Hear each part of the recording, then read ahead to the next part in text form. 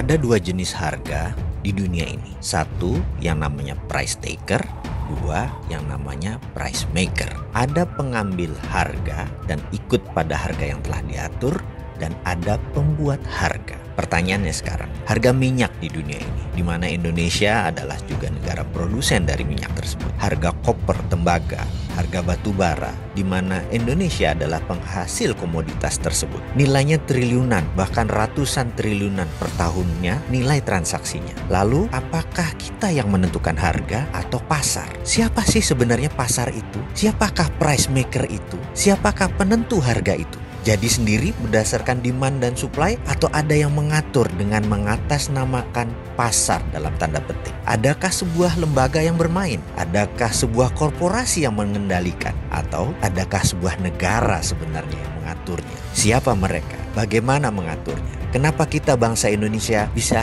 menjadi korban atau hanya sebagai price taker saja? Tidak bisa Indonesia menjadi price maker. Kenapa kita tidak bisa menentukan harga? Mengapa harga teh, harga tembakau, harga sawit CPO kita sebagai negara produsen kalah dengan pasar?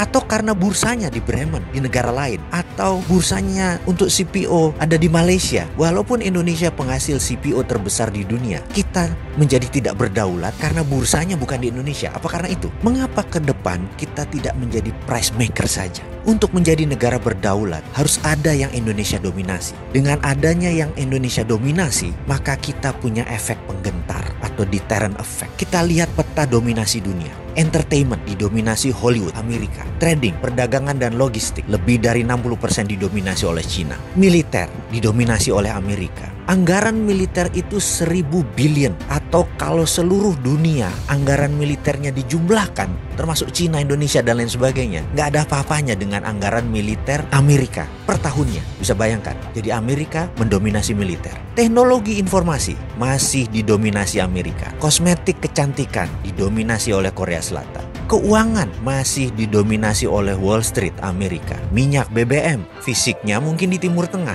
tapi Amerika masih mendominasi. Lalu, apa yang Indonesia bisa dominasi ke depan? Kita ini punya keunggulan geografi. Sumber mineral kita semua ada. Lahan yang subur, kita memiliki air. Lebih dari 95% wilayah Indonesia mengandung air, H2O. Matahari kita, lebih dari 99% wilayah Indonesia terpapar matahari. Pupuk dari barisan gunung vulkanik itu berjajar di 80% wilayah Indonesia. Dan kita memiliki jalur laut yang dilintasi kapal niaga, yang nilainya per tahunnya juga sangat besar. Lalu dengan kekuatan itu, apa yang kita bisa dominasi? Atau kita mulai dengan mendominasi bursa ikan. Kita ingin menentukan harga ikan dori, ikan tuna, dan lain sebagainya. Mengapa bursanya tidak di negara Indonesia, di negara archipelago ini? Kenapa kita nggak buat bursa ikan yang bisa menentukan harga ikan? Atau mengapa kita tidak menjadi negara penguasa food hegemoni? Kita mendirikan food estate di mana-mana, di banyak lahan di Indonesia yang masih kosong, untuk menjadi pangan dunia, lengkap dengan pengalengan dan pembekuannya. Mengapa kita tidak membangun bursa untuk mineral, logam industri, bursa tanah jarang? Sungguh Pak Pemimpin,